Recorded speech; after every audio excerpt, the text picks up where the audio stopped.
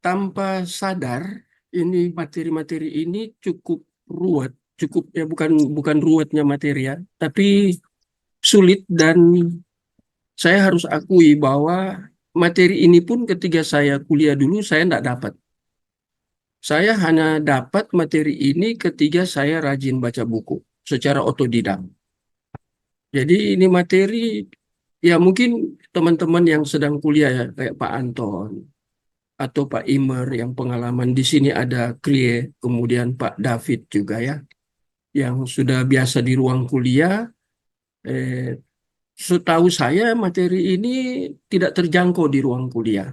Biasanya biologi kan hanya waktu S1 aja ya, tidak dilanjut S2, apalagi ke S3. Nah, itu tergantung program di dalam kampus, kemudian tergantung dosen yang mengajar, memang itu. Tapi makin saya membaca referensi, ini materi yang cukup susah, sulit ya, tentang pengkanonan. Tapi dalam sejarah ya, nanti kita akan lihat itu bagaimana terjadi pergumulan yang cukup serius antara bapak-bapak gereja terkait dengan pengkanonan ini. Ada ya nanti sampai ke Jerome itu ya, itu menjadi sangat-sangat ya, kemudian menjadi sangat apa ya, pergumulan.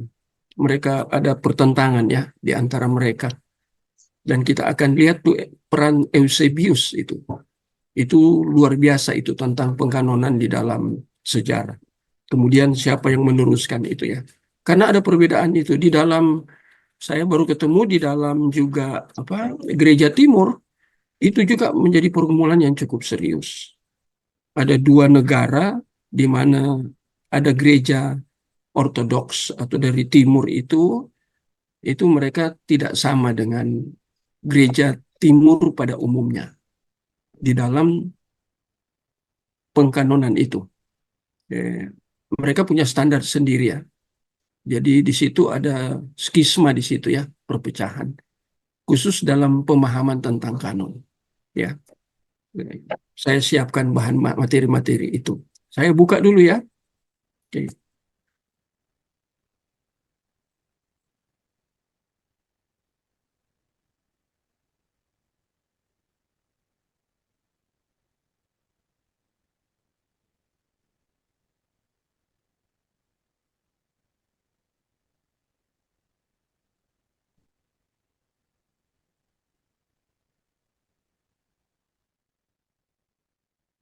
Oh,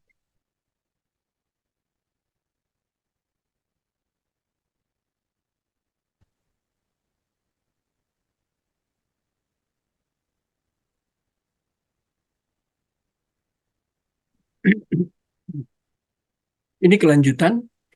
Nanti Pak Anton ngatur. Pak Anton memang spesialis di bidang khususnya untuk mengatur dia jadi YouTube atau jadi apa. Nanti Pak Anton yang ngatur aja ini ya.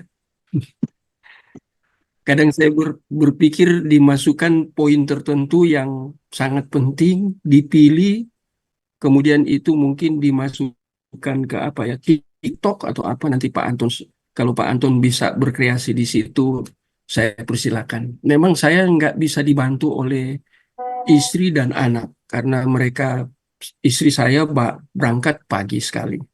Ya, jam 6 lebih 5 harus berangkat, harus ceklok, pulang sudah sore. Dan kadang istri lanjut ke les. Jadi pulang sudah harus istirahat. Kadang dia nggak istirahat, mikir mau makan apa, dia harus masak lagi. Ya, karena di kami ini ada beberapa mahasiswa lagi yang masih tinggal di kami ya. Kria tahu karena Kria pernah di rumah. Jadi ada beberapa mahasiswa yang masih tinggal di rumah kami.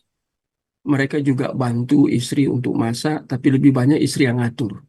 Nah, saya tahu dia sangat capek. Apalagi kondisi tubuhnya kan sudah mulai sakit-sakit ini, sudah menurun, jauh tidak seperti dulu. Ya, itu kalau dia mampu, karena mereka di Petra itu kan mereka canggih. Mereka menyiapkan materi-materi itu dalam PowerPoint, mereka menggunakan iMac. Jadi ada program-program canggih di iMac, istri saya pelajari. Tapi untuk menolong saya, kadang susah waktu.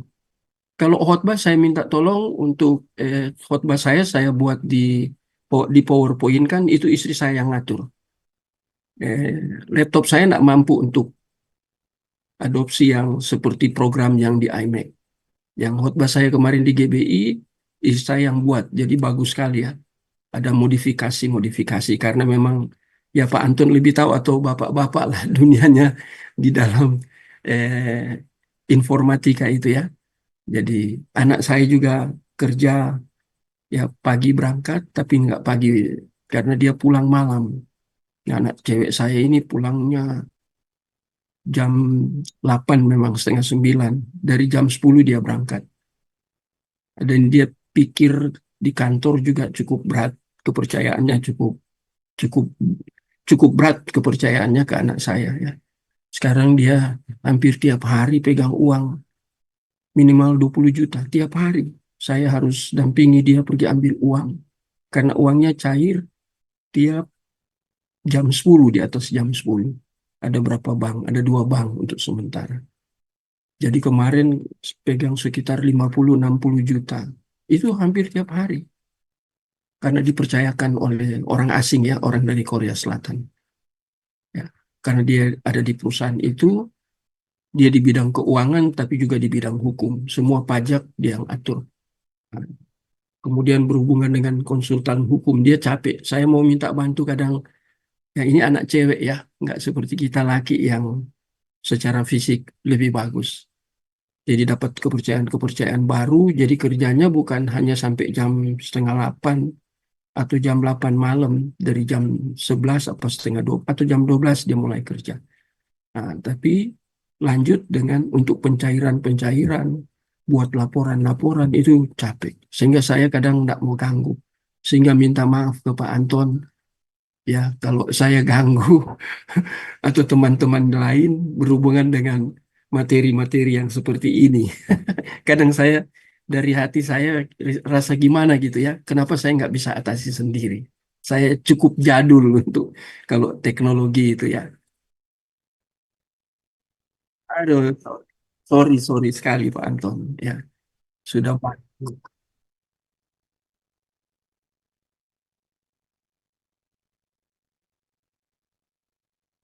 Nggak apa-apa Pak Anton. Iya, Pak Anton ada yang Pak Anton sudah biasa dengan Pak Deki kan. Pak Anton atur sendiri. Oke, terima kasih banyak ya. Oke, kita teruskan ya. Ini masalah, ini kita sedang berbicara, ini masalah terkait dengan kanon itu berarti kan masalah Alkitab. Dan banyak yang kurang apa ya, apa karena masalah pembelajaran waktu kita kuliah di STT, itu pertama seperti saya sudah sebutkan tadi, memang tidak sampai sejauh ini. Karena pembelajaran tentang biologi itu kan hal-hal yang bersifat sangat mendasar. Kalau ini sudah kategori tingkat tinggi. Mungkin kalau ini bisa dapat di MTH, bahkan mungkin di doktoralnya, S3-nya baru dapat yang seperti gini ya. Mungkin kalau eh, berhubungan dengan biologi, kita belum belajar tentang kritik teks ya, atau word study aja kita belum belajar. Dan itu sangat penting. Ya. Dan kita sudah tahu carut marutnya kita di Indonesia dengan munculnya YP ya, Yonatan apa Pak Anton namanya belakangnya? Yonatan ya, Yonatan Purno itu itu menjadi masalah yang cukup serius ya. Dengan dia ucapkan bahwa yang terbaik itu Bisentium itu menjadi sangat rancu. Saya sudah belajar cukup lama masih BTH, ketemu dengan Troget Bucher dari Jerman, dia dan Ole Toluan yang ahli bahasa Yunani dan bahasa Aramaik, Troget Bucher, mereka sudah ajar tentang word study. Kalau word study saya belajar dari Troget Bucher. Tapi kalau tentang masalah apa kritik teks itu selain saya membaca buku diktat dari belum lama orang ini dari Amerika, dia datang ke Indonesia tapi dia ke Saat. Tapi bukan Saat yang undang. Saat beri tempat bagi Lembaga Pelayanan Mahasiswa Indonesia. Dulu kan saya di Sumatera Selatan, saya pelayanan di Lembaga Pelayanan Mahasiswa Indonesia. itu Daniel Wells. Dia bagus sekali. Saya sudah punya diktat, belum dalam bentuk buku ya. Saya punya. Tapi sekarang kalau Bapak Ibu terus kutak-kutik yang di antara 1.000 yang kemarin Pak Cucun usahakan itu, di antara 1.000 itu ada Daniel Wells di situ. Itu bagus sekali itu ya. Itu lebih lengkap dari saya punya. Saya sudah baca juga, perbandingkan dengan diktatnya. Itu tentang kritik teks. Jadi sebenarnya orang yang belajar bibliologi harus sampai ke situ, ya, sampai ke word study dan kritik teks. Kalau kanon ini saya nggak dapat. Saya sama sekali tidak dapat tentang kanon dalam sejarah. Dan ini rumitnya luar biasa. Rumitnya pengkanonan itu ya. Apalagi di abad-abad awal itu ya. Itu sangat rumit. Nanti kita akan lihat abad keberapa itu baru khususnya PB. Karena PB itu kan manuskripnya itu kan ada 5.800 sekian. Itu apa kita bisa baca semua? Yang pertama karena dia Yunani. Kita bertemu dengan hal yang susah karena dia tidak ada dalam bahasa Inggris, bahasa Yunani. Ya, manuskrip namanya ya. Jadi salinan, bukan terjemahan. Nah, itu 5.800. Di antara 5.800 itu mana yang paling baik? Bukan bukan dia seperti dengan autonya ya. Bukan seperti autonya yang asli tulisan langsung dari Rasul itu kan tidak ditemukan ya. Kemudian disalin-salin oleh banyak apa pada waktu lampau itu ya. Itu disalin oleh para pakar-pakar di bidang PB yang begitu hebat. Bahasa Yunaninya mereka yang salin itu sehingga jumlahnya yang ada sampai sekarang 5.800, saya lupa di belakangnya berapa itu ya.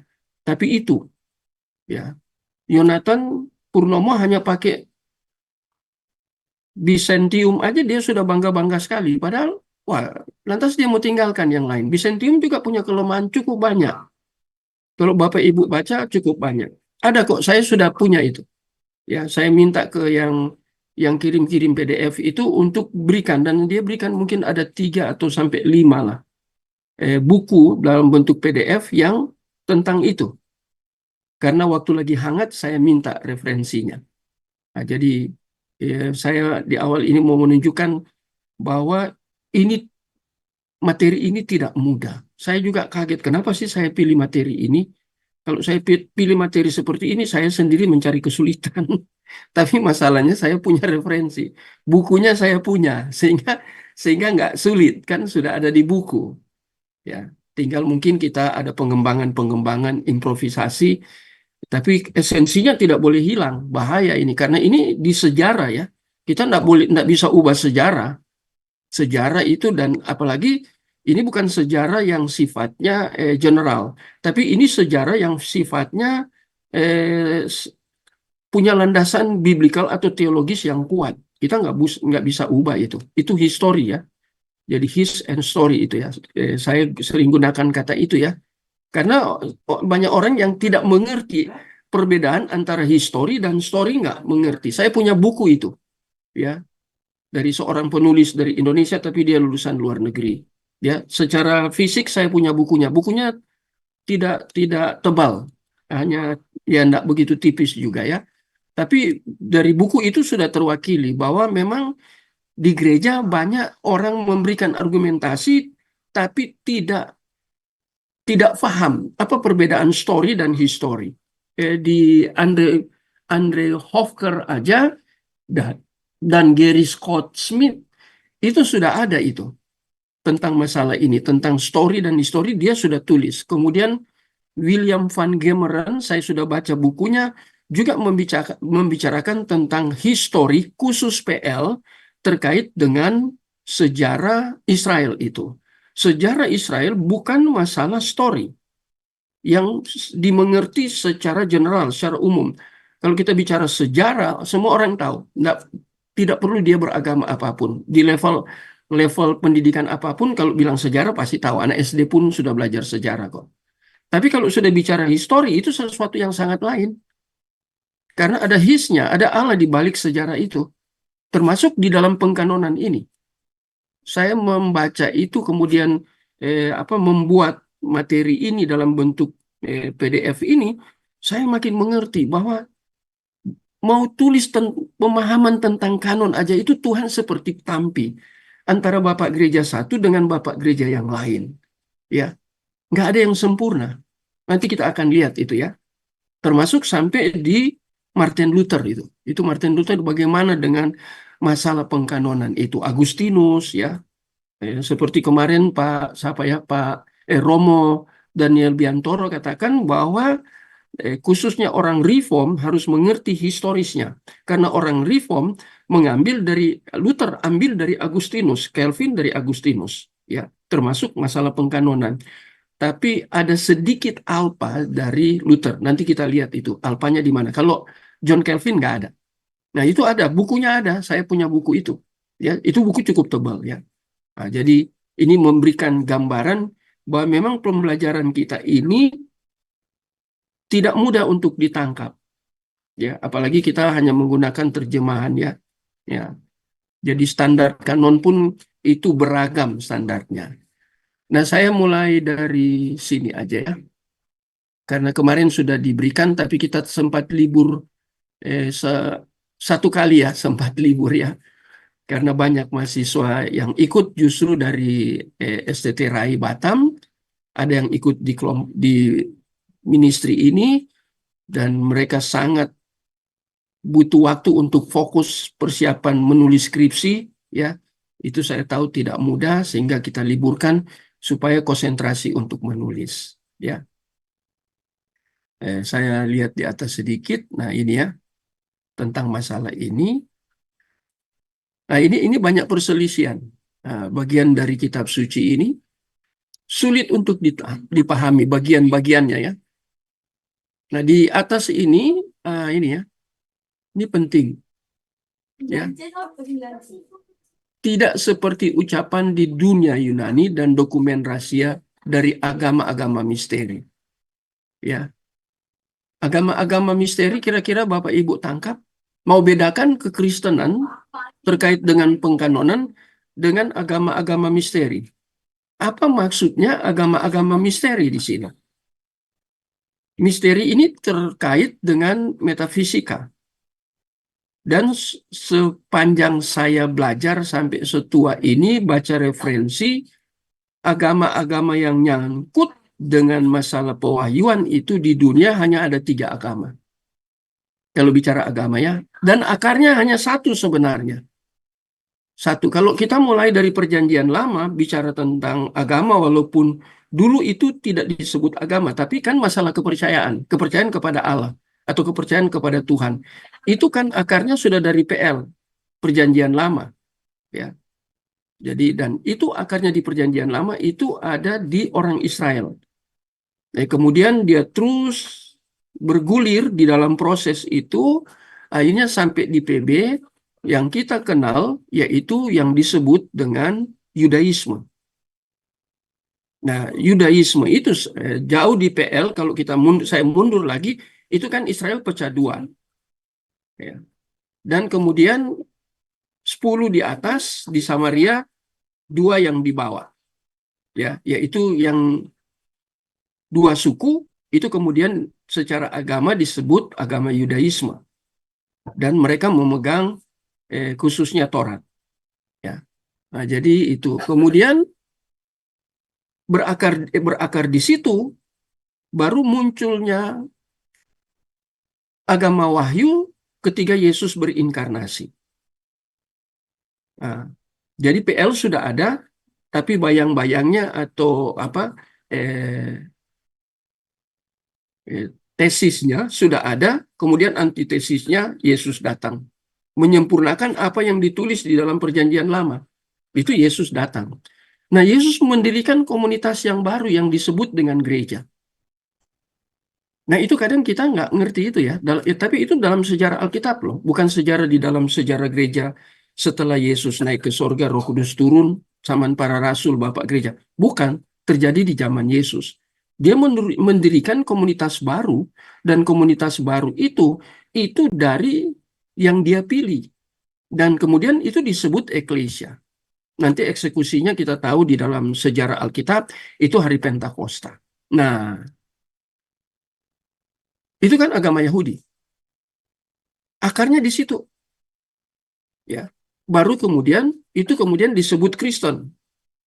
Yang pilihan Yesus itu di dalam kemudian proses setelah hari Pentakosta, terus nanti di Kisah Rasul pasal berapa itu kemudian di Kristen pertama di mana? Antioquia. Nah, itu kan. Nah, orang Kristen pertama ini mewarisi Taurat dulu. Apakah waktu Kristen pertama, kalau kita lihat pengkanonan, mereka sudah punya PB enggak? Enggak. Jadi Yudaisme dia punya kitab, yaitu kitab Taurat, pengkanonan kitab Taurat. Yudaisme punya itu. Kemudian muncul Kristen, itu belum sampai pengkanonan perjanjian baru. Dalam sejarah di Antioquia, belum ada perjanjian baru. PL, apakah PL sudah selesai? Nanti kita lihat di bawah semua terjawab. Perjanjian baru, itu perjanjian lama sudah selesai. Abad keberapa perjanjian lama selesai, pengkanonan, abad keberapa perjanjian baru selesai, itu ada dalam sejarah.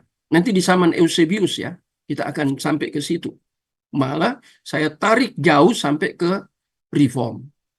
Nah, nanti ada bahannya.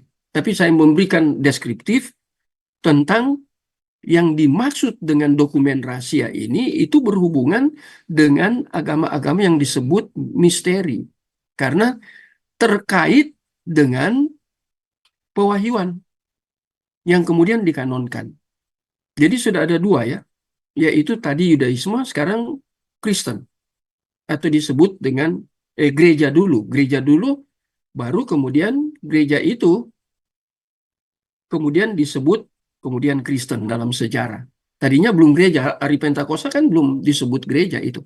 Walaupun Yesus sudah katakan bahwa aku akan mendirikan jemaatku di Matius pasal 16. Nah, nanti gereja muncul di Antioquia. Ya.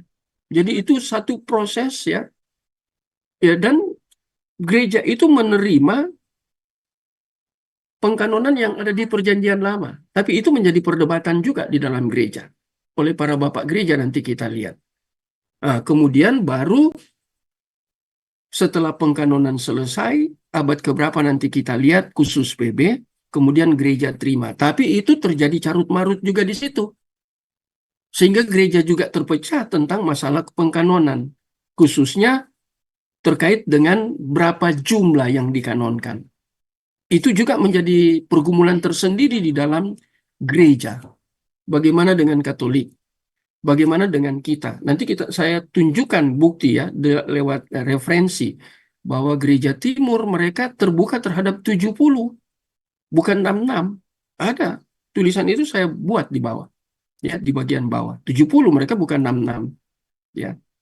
Jadi Luther pun masih ada pergumulan tentang itu. Kalau Calvin 66 beres, Luther pergumulan. Nanti ditunjukkan semua pergumulannya. Tapi itu yang kedua, ya, agama wahyu terkait dengan kanon. Kemudian yang ketiga, apa yang muncul?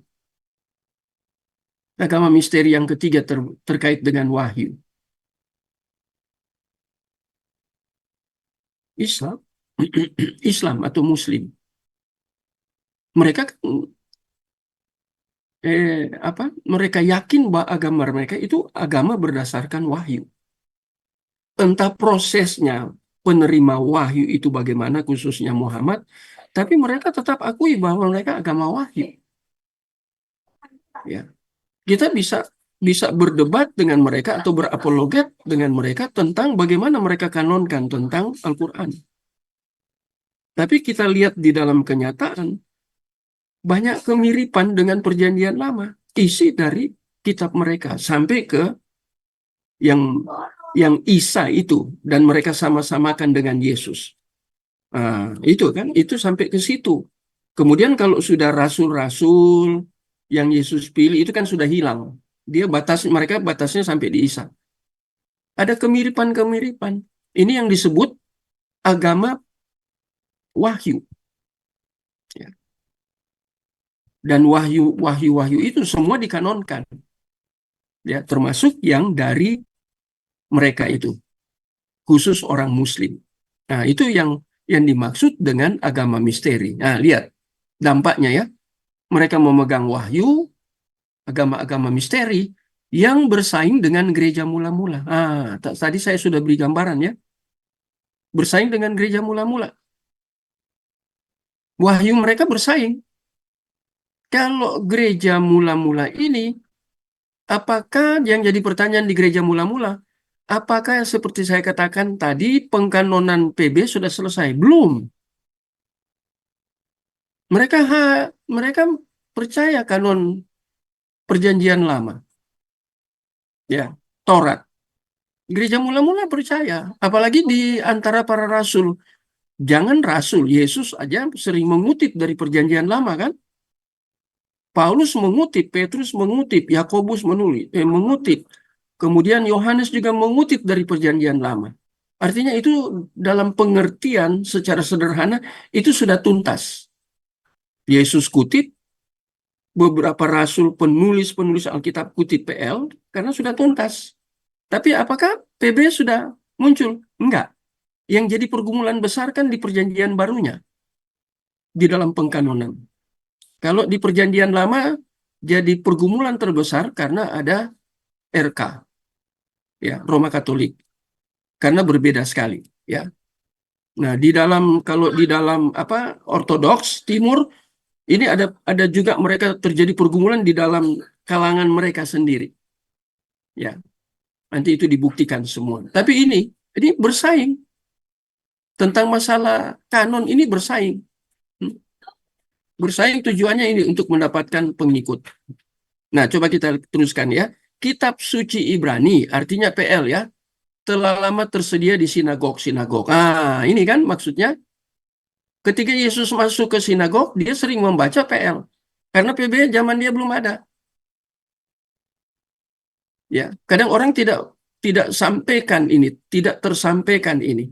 Hanya katakan pokoknya Alkitab sudah ada, tapi Alkitab bagian yang mana? Kanon yang mana? Kalau dipertajam lagi ya. Yesus sering membaca di dalam ketika dia ada di sinagog, yang dia baca apa? Kanon yang mana dulu? Lebih spesifikasi lagi tentunya banyak orang yang sudah tahu bahwa dia pasti membaca Yesaya. Ya, banyak kali Yesus membaca Yesaya, nubuat-nubuat tentang dia sendiri. Ya. Bagaimana dengan Rasul Paulus? Nah, itu menjadi hal yang sangat menarik. Jadi, maksudnya di sini PL ini sudah selesai dan itu ada di sinagog dan Yesus menggunakan itu. Dan dikatakan di sini dan semua anak laki-laki Ibrani ya kembali dengan isinya. Jadi kita lihat di sini bagian-bagian dari kitab suci ini sulit dipahami. Tidak semudah itu. Cuman heran saya ya gereja masa kini kalau kita implementasi. Kok memudahkan untuk mengerti Alkitab? Masalah pengkanonan aja dulu itu perdebatannya luar biasa, pergumulannya luar biasa. Kita ini zaman yang instan, ini posmo ini terkenal dengan spiritnya instan. Seringkali kita membuat Alkitab absolut. Kok bisa menjadi instan di tangan kita, di zaman kita ini, oleh kita hamba Tuhan. Ya, kecuali orang sudah berproses.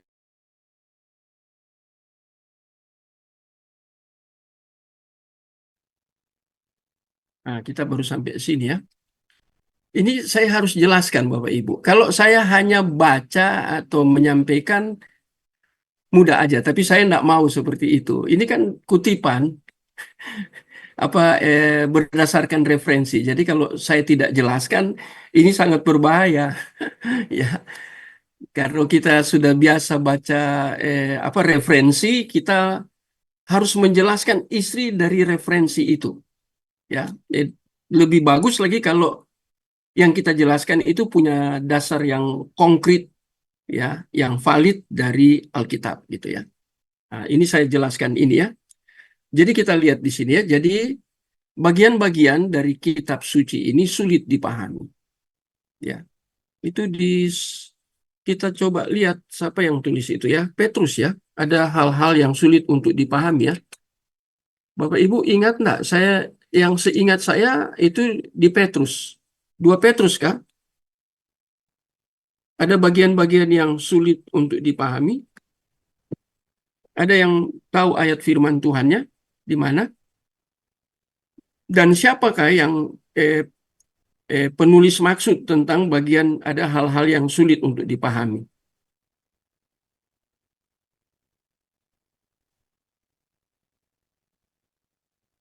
Ada ayat itu ya.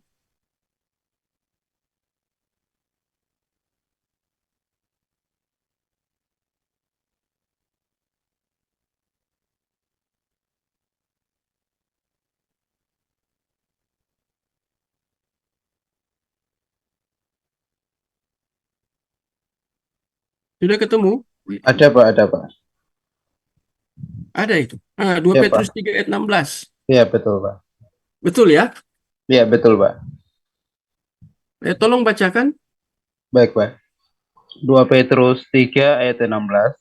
Hal itu dibuatnya dalam semua suratnya apabila ia berbicara tentang perkara-perkara ini. Dalam surat-suratnya itu ada hal-hal yang sukar dipahami sehingga orang-orang yang tidak memahaminya dan yang tidak teguh imannya memutarbalikannya menjadi kebinasaan mereka sendiri, sama seperti yang juga mereka buat dengan tulisan-tulisan yang lain. Nah, ini kan Petrus yang tulis, Rasul Petrus ya. Saya membaca beberapa komentari. Eh, Komentari itu yang diberikan oleh Pendeta Budi Asali pada waktu lalu. Dia belum lama kalau nggak salah pulang dari Amerika. Saya pergi berkhotbah di tempat dia, GKRI juga, saya GKRI juga, cuman berbeda. Dia gembala di GKRI, saya gembala di GKRI yang berbeda. Nah, kemudian dia berikan ini Pak Moses, ada bahan yang saya bawa dari Amerika. Itu begitu banyak sekali komentarinya. Dan itu orang-orang di masa lampau itu ya, membuat komentari. Dan saya membaca tentang ini. Komentari dari 2 Petrus 3 ayat 16. Ya, tentunya dalam bahasa Yunani, kemudian bahasa Inggris ya. Nah, ini yang sulit dipahami ini. Itu kan ada toh. Itu maksudnya di dalam konteks dari Petrus, itu tulisan-tulisan Paulus, itu sulit dipahami.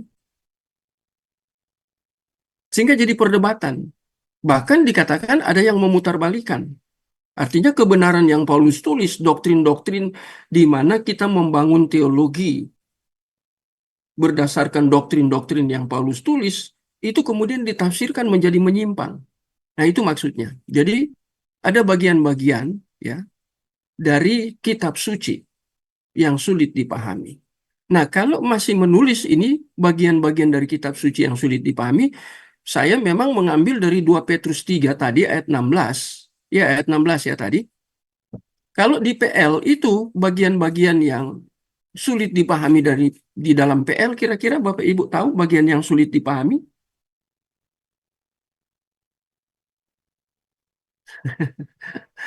Ada yang nangkap kalau di perjanjian lama ya? Karena ini kan nyangkut PL, kanon pengkanonan PL yang dibaca dalam sinagog. Ada bagian-bagian yang sulit dipahami. Apa yang sulit dipahami? Ini terkait dengan para ahli Taurat. Jadi orang yang beragama Yahudi di dalam agama Yahudi mereka ada punya scholar, ahli. Dan memang Yudaisme kan memegang hanya Taurat. Perjanjian baru kan mereka tolak. Itu punya ahli Taurat. Tetapi ahli Taurat pun bisa salah mengerti tentang Taurat. Ini jadi masalah. Apa yang mereka tidak mengerti? Nah, itu kemudian kita lihat Yesus yang katakan itu. Kemarin saya katakan itu juga waktu kita kuliah teologi Paulus. Bandingkan teologi Paulus dengan argumentasi Yesus yang ditulis oleh Rasul Yohanes. Ya. Jadi mereka sulit pahami di dalam tingkat atau strata yang mana yang mereka kesulitan pahami. Padahal mereka itu ahli Taurat toh. Dan ini terkait di sinagog kan, di sinagog-sinagog kan yang ada masih Taurat. Apalagi di sinagog. Di sinagog memang kan khusus untuk Yudaisme. Nah, kitab mereka pasti kitab Taurat. Tapi ada yang sulit untuk mereka pahami. Dan Yesus bongkar yang mereka sulit untuk pahami. Tetapi di dalam strata tertentu, di bagian tertentu, di dalam strata tertentu. Nah, sekarang yang kita mau lihat, apa yang sulit dipahami, khususnya dalam konteks Taurat yang ada di sinagog. Apa bagiannya? Yesus katakan itu. Betul, tentang Mesias. Itu kan kemarin saya bacakan ya. Yohanes pasal 5 ayat 39 ayat 40 itu Yesus bongkar itu. Ya, kamu mempelajari kitab suci ya kan? Coba kita baca lagi. Tolong Kri baca Yohanes pasal 5 ayat 49 ayat 40. Kita baca lagi ya supaya saya tidak salah karena saya bisa salah. Mari Kri. Iya, Pak. Yohanes berapa, Pak?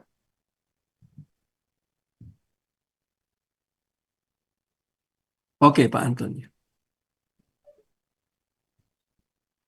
Yohanes Yohanes 5 ayat 39 40. Kamu menyelidiki kitab-kitab suci sebab kamu menyangka bahwa olehnya kamu mempunyai hidup yang kekal. Tetapi walaupun kitab-kitab suci itu memberi kesaksian tentang aku, namun kamu tidak mau datang kepadaku untuk memperoleh hidup itu. Ini Yesus lagi bicara secara khusus kepada orang-orang yang terpenting di dalam sinagog. Ini kan terkait dengan sinagog, terkait dengan pengkanonan. Ya, jadi di dalam Taurat yang sudah ada di kitab suci, bagian yang tersulit ini, mereka penyelidik. Namanya mereka ahli. Menjadi seorang ahli kan bukan proses yang mudah. Ya, seorang ahli yaitu seorang yang pasti melalui satu proses pembelajaran yang serius dan konsisten, pasti. Tapi lihat, mereka menyelidiki, tapi mereka tidak ngerti, tidak paham. Ya, yaitu tindakan setelah mereka menyelidiki, mereka tidak datang kepada Yesus. Karena Taurat berbicara tentang Yesus. Jadi itu sulit mereka pahami dalam konteks di sinagog ya. Saya tidak bicara ke konteks ini masih PL. Ya, saya ikut alur tentang pengkanonan dalam sejarah di sini, mulai dari sinagog. Jadi mereka mereka ahli, mereka sudah melalui satu proses sehingga mereka disebut ahli Taurat. Tapi Yesus perlihatkan kelemahan mereka. Walaupun mereka sudah selidiki, tapi mereka tidak mau datang kepada Kristus. Dalam tanda kutip, kalau saya menggunakan bahasa perjanjian baru, mengapa mereka belajar tentang kitab Taurat yang di dalamnya ada tentang Yesus, tesis. Kemudian antitesisnya sudah muncul, mereka nggak ngerti. Tipe ya, bukan tesis antitesis ya, tapi tipe, saya salah bicara. Tipenya sudah ada di perjanjian lama, dan sudah dimasukkan ke, yaitu bagian dari Taurat, kemudian sudah masukkan ke gereja orang Yudaisme yaitu sinagog, mereka peneliti ini, tapi mereka tidak datang kepada Kristus, padahal itu sudah ada di dalam Taurat. Itu sulit mereka pahami. Mereka bukan orang awam loh, ahli. Dan Yesus katakan, ini artinya dia sedang membongkar sesuatu yang sangat esensial, yang sangat penting, yang sangat fundamental, yang harus sebenarnya mereka mengerti, tapi ternyata mereka nggak ngerti. Tidak mengerti, padahal mereka itu peneliti. Mereka menyelidiki. Nah, itu ada kata itu ya, menyelidiki. Itu penting. Mereka nggak paham. Nah ini ya, saya harus jelaskan seperti ini. Bahaya sekali. Ini ahli Taurat loh. Ada golongan-golongan penafsir yang berbeda, tetapi selalu mungkin untuk menemukan seorang yang dapat membimbing pembaca yang bingung. Nah, ini pembaca yang bingung itu, kalau kita bandingkan, walaupun ini belum ada di Perjanjian Baru, ini yang bingung ini di dalam konteks orang awam. Saya tambahkan di sini sebagai pembanding pengalaman sida-sida dari Ethiopia, yaitu dalam perjalanan mereka baca Yesaya. Tapi mereka tidak ngerti siapa yang Tuhan utus. Ada itu ya. Tiba-tiba dia sudah ada di tengah sida-sida. Nah, itu mujizat. Tapi Filipus. kita enggak. Siapa ya, Kri? Filipus, Ya, Pak. ya, Filipus, Pak. Filipus. Filipus. Tiba-tiba Filipus terbang pergi langsung di situ.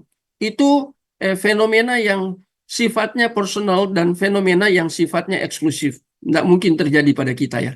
Seperti itu. Bahaya ya. Kadang-kadang orang hanya berdasarkan fenomena mau bangun pengajaran. Nah ini parah ini ya.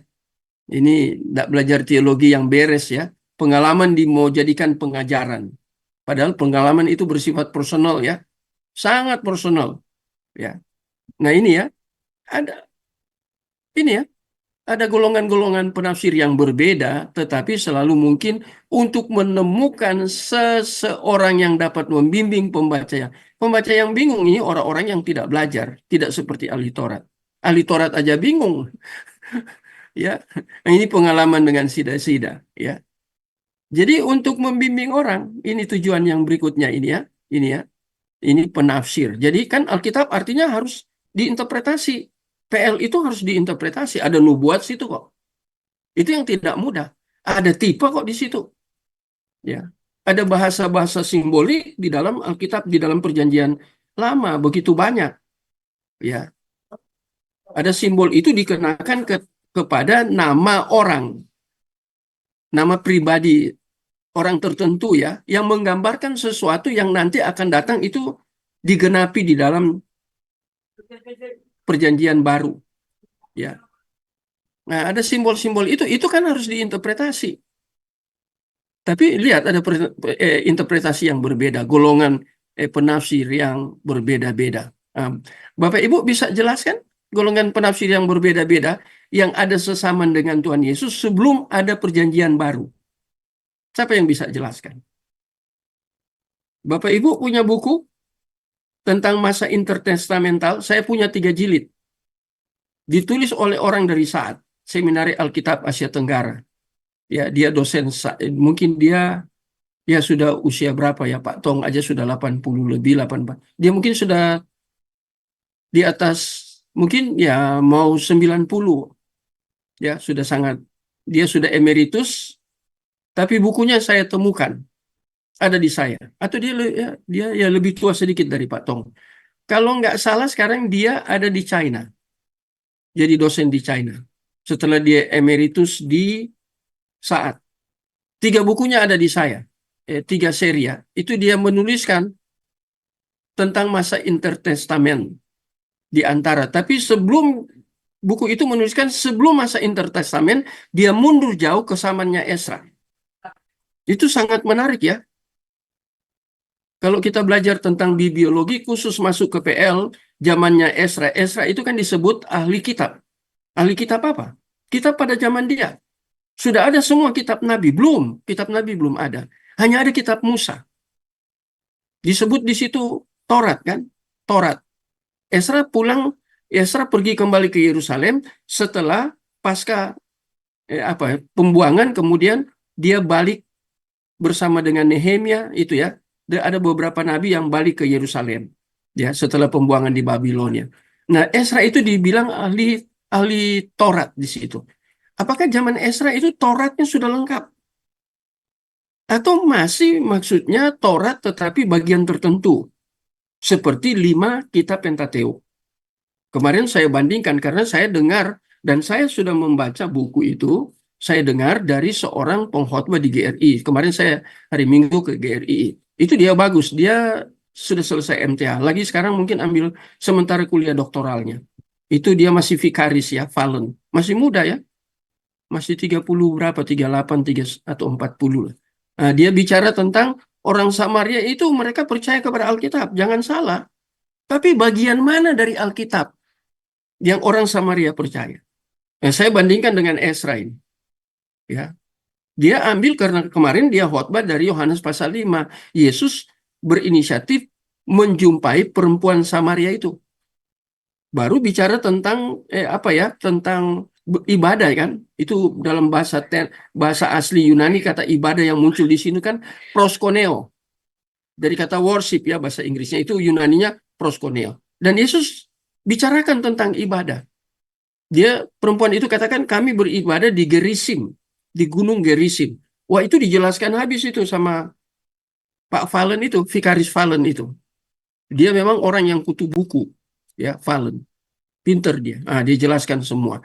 Dia menjelaskan itu, ya, tentang orang Samaria itu dia hanya percaya kepada 5 kitab Musa, Pentateuk. Yang setelah itu dia tidak percaya, dia tidak mau percaya. Mereka tidak mau percaya. Mereka tempat ibadahnya disebut Gerisim. Kepada Allah mana mereka beribadah. Nah itu dijelaskan tuntas sama beliau itu ya. Nah sekarang tentang yang ini ada berbeda penafsiran. Nah sekarang saya tadi hubungkan dengan seorang penulis dari Saat. Itu dia menuliskan, menjelaskan tentang bagaimana di dalam masa intertestamen Israel masuk di dalam zaman kegelapan. Berapa ratus tahun? 500 tahun. Sehingga di dalam PB, Perjanjian Baru, kita lihat muncul beberapa golongan di Israel. Ada Farisi, ada Saduki, ada apa lagi ya? Farisi, Saduki, ada 5 itu ya. Saya agak blank ini ya. Kemudian yang paling rohani itu Esen, ya. Itu golongan Esen. Ada 2 lagi golongan ya itu. Ya, jadi ada 5 itu. Jadi mereka itu kan berbeda-beda cara mereka menafsirkan menafsirkan apa nih? Menafsirkan Taurat. Ya, waktu itu mereka sudah lengkap menafsirkan Taurat. Mereka tidak seperti orang Samaria karena mereka Yudaisme juga. Tapi yang paling kuat menafsirkan itu siapa? Itu Esen. Ini ini orang Israel yang disebut Esen. Mereka itu tekun kan membaca. Kalau kita baca sejarahnya, ya, saya baca dari penulis itu, ya tentang kegelapan itu. Itu mereka hebat. Setelah keluar dari kegelapan mereka itu di PB itu muncul kan golongan Eseni, kemudian Farisi, Yahudi, Herodian, apalagi yang satu ya, saya lupa ya. Kadang apa memori saya mau balik itu perlu proses. Jadi 4 ya, Herodian juga ya. Itu kan mereka menafsirkan perjanjian lama itu dengan cara yang berbeda. Lihat aja antara orang Farisi dan Saduki berbeda. Orang Saduki lebih ke masalah politis. Tapi yang mereka orang Saduki tidak percaya tentang kebangkitan. Waktu itu belum ada perjanjian baru. Dia tidak percaya tentang kebangkitan orang Saduki. Itu salah satu khasnya yang membuat orang Saduki itu dia berbeda dengan Farisi, ya, berbeda dengan Eseni, berbeda dengan Herodian. Ya, satu lagi saya lupa, ya, ada 5. Nah, itu ini maksudnya ini berbeda. Karena dalam konteks itu sinagog, ya. Jadi ini kita harus hati-hati di sini. Saya menjelaskan agak panjang gini supaya tidak hanya kita membaca tapi kita tidak memahami maksud dari tulisan ini, ya. Ada golongan-golongan penafsir yang berbeda. Ya tergantung dari orang Yudaisme itu mereka punya berapa golongan? 5. Nah itu ditulis oleh penulis yang dari Saat. Saya lupa namanya, tapi saya tahu itu beliau yang tulis karena 3 jilid bukunya secara fisik. Ya sudah cukup lama ya, sekitar mungkin 10 tahunan lebih, bahkan 15 tahun. Saya sudah beli buku itu dan saya langsung cepat baca jilid 1 sampai 3. Ya, itu masa kegelapan. Tapi dia mundur dari kitab Esra. Nah, jadi ini ya perbandingan. Jadi kita lihat ya, yang dikanonkan itu yang mana kemudian ada masalahnya. Dan ini terkait dengan sinagog. Yudaisme punya tempat ibadah, sinagog. Ya, jadi lihat, jadi bingung. Karena ini di kalangan orang-orang Yudaisme itu terpecah. Menjadi skisma. Mereka satu mengekstrimkan yang ini, satu ekstrimkan yang ini. Tapi orang Eseni ini mereka orang yang spesial. Mereka orang yang ingin hidup saleh. Mereka orang yang mau belajar Taurat dengan benar, Eseni. Tapi mereka tidak begitu menonjol seperti Farisi dan Saduki. Eseni ini tidak menonjol. Tapi kalau membaca historisnya, mereka sebenarnya orang yang paling rohani.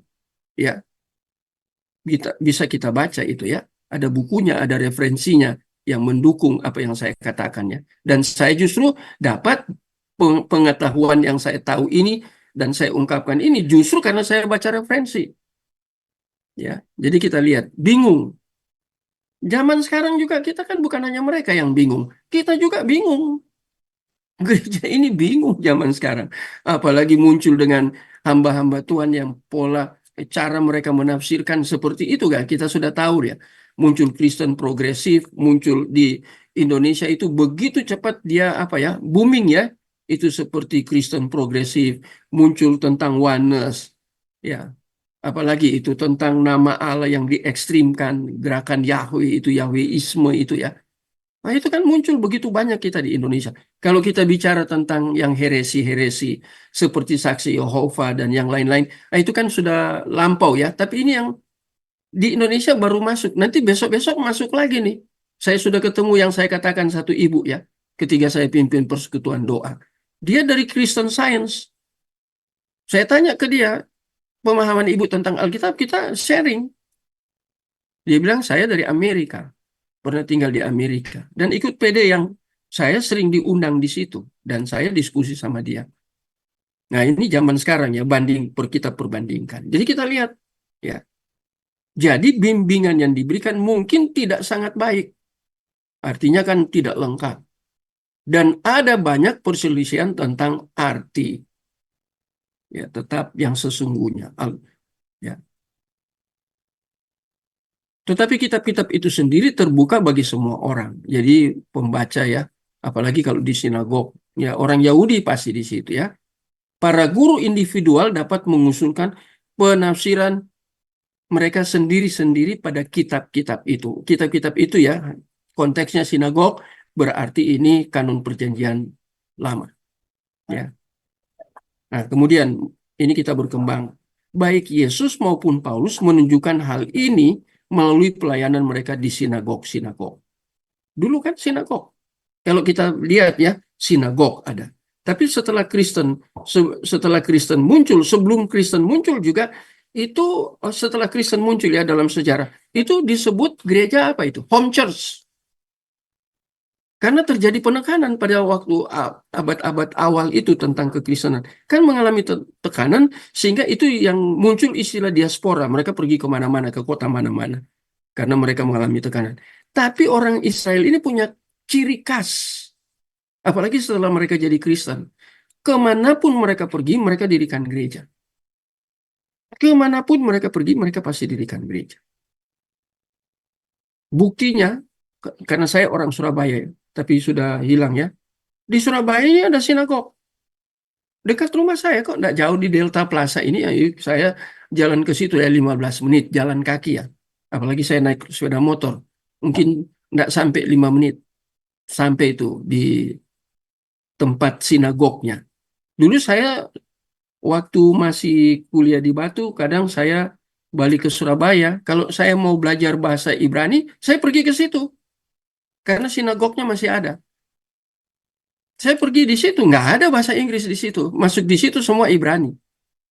Saya pergi belajar langsung ke situ. Bukan hanya saya belajar waktu ketika saya ada di Batu. Enggak. Saya turun waktu datang weekend di Surabaya, ya saya pergi ke situ, ke sinagog. Nah ini pengalaman aja. Tapi lihat ya, Yesus dan Paulus menunjukkan hal ini melalui pelayanan mereka di sinagog-sinagog. Ya, sinagog terbuka untuk pelayanan Yesus, Paulus juga. Dan tapi kita lihat setelah gereja muncul, nah, Paulus lebih konsentrasi, Yesus sudah naik kembali ke surga, Paulus lebih konsentrasi di apa? Dia menjadi apa? Church planting ya, Paulus itu. Dan dia lebih fokus kepada jemaat-jemaat yang dia dirikan. Itu kan yang disebut dengan home church, bukan seperti sekarang ya di Kisah Rasul. Paling banyak home church. Nah, itu kan kalau sekarang kan gerejanya kan punya gedung sendiri ya. Ya. Entah bagaimana gedungnya itu tapi disebut gedung gereja lah. Tapi itu dulu kan di rumah-rumah home church. Itu bukti sejarah. Ya. Karena berbeda, kecuali orang Yudaisme itu bertobat. Orang Yahudi itu dia beralih dari Yudaisme dia jadi Kristen, bertobat. Nah, dia tidak ke sinagog, dia ke home church. Dan yang bina home church itu ya salah satunya yang paling getol ya Paulus, Barnabas pada masa itu kan. Itu bukti dalam sejarah. Nah, waktu mereka membina, mereka menggunakan kitab yang mana? ya. Ada PL, tapi setelah Paulus, apakah PB ada? Tapi Paulus bisa menulis loh seperti itu. Jadi Paulus tulis kapan surat-surat Paulus itu? Dia bisa menjelaskan doktrinnya begitu hebat tentang kristologinya, soteriologinya di dalam teologi Paulus, tentang eklesia. Eklesia itu kan khusus di dalam Efesus itu. Ya, di Roma beda lagi, lebih bervariasi ya di Roma. Di situ ada remnant teologi di Roma. Ya, ada remnant teologi itu berhubungan dengan masalah pilihan. Ya, aku mengasihi Yakub tapi membenci Esau. Itu Roma pasal berapa? Kan ada itu. Berarti itu konsep soteriologi di situ. Itu bicara tentang kedaulatan. Aku mengasihi Yakub, tapi aku membenci. Itu kan kedaulatan Allah. Kalau kita mau nilai, oh Allah seperti itu, kok bisa seperti itu Allah? Nah kita, kata Pak Tong ya, mana boleh pencipta, ciptaan mau protes pencipta. Ya, jadi itu ya. Jadi kita lihat di sini ya. Jadi mereka sering masuk ke sinagog. Yang paling banyak mereka bawa ketika ke sinagog apa? Kemudian karena Paulus, dia pasti membicarakan tentang umpamanya kristologi. Kuat dia kristologi tentang siapa Yesus, tentang keselamatan. Dia tahu semua kan? Waktu itu dia kan ada ya, Paulus. Jadi kita lihat, ini kan pengkanonan. Ya. Apa yang mereka gunakan?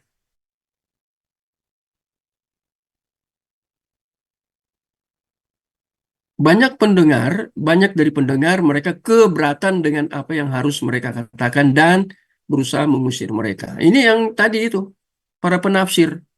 Tetapi tidak sebelum mereka diizinkan untuk menyampaikan berita mereka. Ini berita dari kanon ya. Dan ini konteks di zamannya Yesus. Nah, kemudian terus dari karir Paulus kita belajar bahwa oposisi terbuka sama dengan keingintahuan yang sungguh-sungguh. Jadi ada gairah. Ini sudah masuk ke home church karena sudah terkait dengan Paulus, berita yang Paulus bawa. Ya. Ada beberapa orang dalam sinagog yang siap untuk membahas penafsirannya dan bukan sekedar menolaknya seketika itu. Jadi ada dua versi ya. Ada yang open, terbuka mau menerima Paulus, ada yang tertutup. Nah, kalau Paulus mau bicarakan tentang Taurat, wah, Paulus ahlinya. Tapi masalahnya dia sudah jadi Paulus, bukan Saulus. Jadi saya juga berhati-hati ya, kalau sudah dikatakan dalam karir Paulus, ini setelah dia bertobat, namanya Paulus. Artinya kan small. Kalau dia Saulus itu artinya kan the big. Itu arti kata dari Saulus dan Paulus ya. Jadi lihat ya, Kak, ini kan Paulus berarti dia sudah Kristen di sini. Dia sudah bertobat, kemudian proses dia menjadi Kristen. Nah, ya, dia mengajar. Nah, karena itu sudah ke dalam jemaat di sini kepada hasil dari apa ya? Tadi saya sebut ya penanaman gereja itu. Ya, penanaman gereja itu bukan pertumbuhan ya, beda penanaman dengan pertumbuhan. Ya, penanaman gereja church planting, bukan growth church, beda ya antara church planting dengan growth church. Saya kebetulan kuliah dulu di Jogja ambil jurusan misi, tapi waktu itu saya kuliah langsung ke S3. Cuman saya tidak selesaikan. Ya, saya termasuk banyak orang yang belajar secara apa ya formal di sekolah belajar itu, tapi saya tidak menyelesaikan. Ya, dua yang saya tidak selesaikan. Satu STII, S3 dengan gelar Demin, satu di Jogja. STII saya kuliah Surabaya, Jogja. Kalau Demis, doktor misiologi, itu saya langsung ke Jogja. Ya, ada orang dari lulusan Korea, dia dirikan sekolah misiologi, dia dari Presbyterian, jadi reform juga dia. Tapi dia buka khusus jurusan misiologi. Nah, saya kuliah di situ. Sehingga saya mengerti istilah-istilah misi ya, terkait dengan gereja. Itu ada pertumbuhan gereja, growth church, ada church planting. Nah, Paulus kita lihat dia church planting. Saya menjelaskan ini dengan apa ya?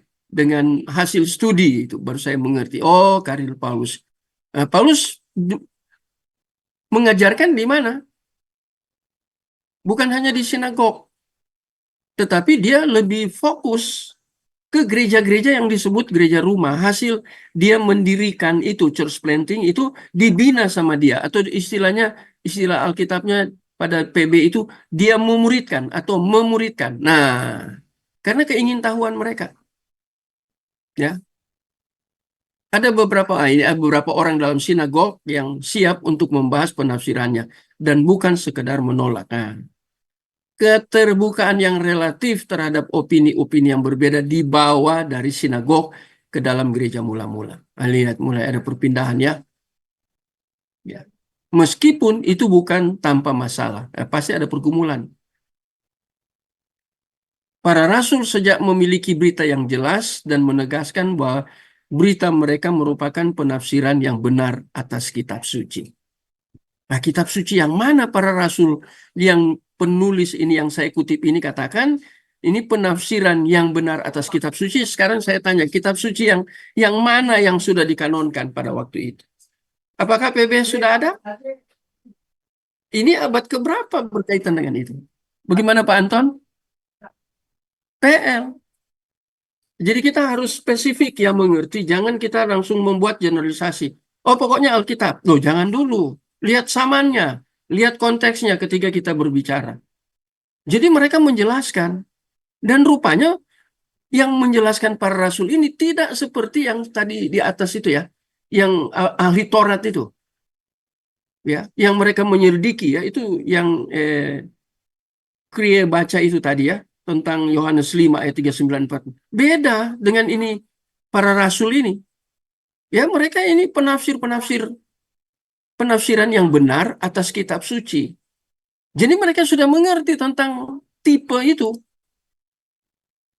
Apalagi pada zaman itu Yesus sudah inkarnasi, kemudian dia mengerti bahwa apa yang ditulis di dalam perjanjian lama itu tentang kristologi dan soteriologi itu sudah digenapi dalam Yesus pada zaman mereka, para rasul itu. Ya, mereka menjadi rasul kapan?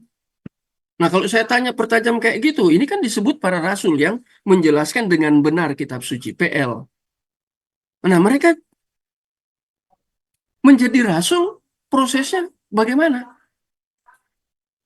Mereka yang murid itu dulu harus dimuridkan, baru menjadi rasul. Apostole, apostolos, diutuskan. Mereka dilengkapi dulu jadi murid. Muridnya Yesus. Berapa tahun Yesus memuridkan mereka? 3 tahun setengah. 7 semester, 6 semester lebih. Tinggal tulis skripsi kayak Pak Anton dan teman-teman. Iya kan? Jadi kita harus menjelaskan secara spesifik ya, jangan terlalu general.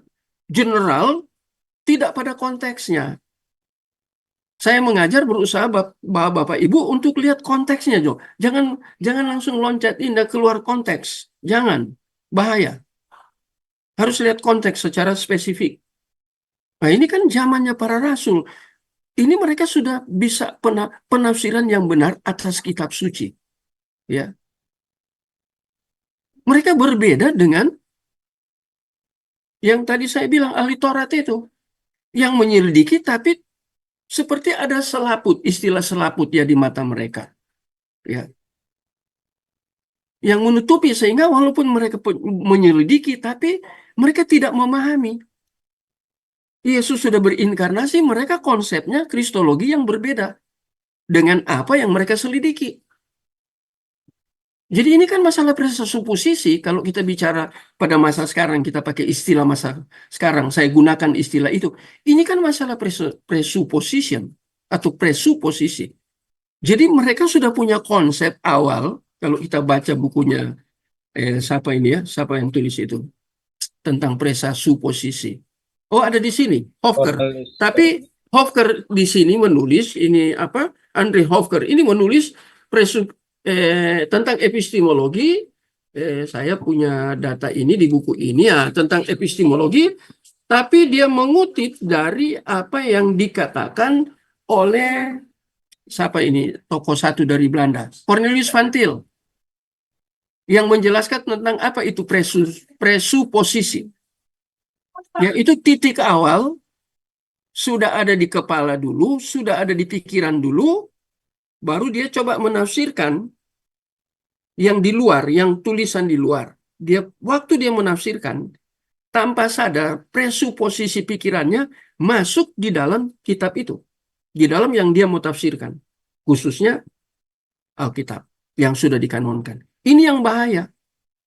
Buktinya apa? Yang Yesus tadi katakan, Yohanes 5 itu.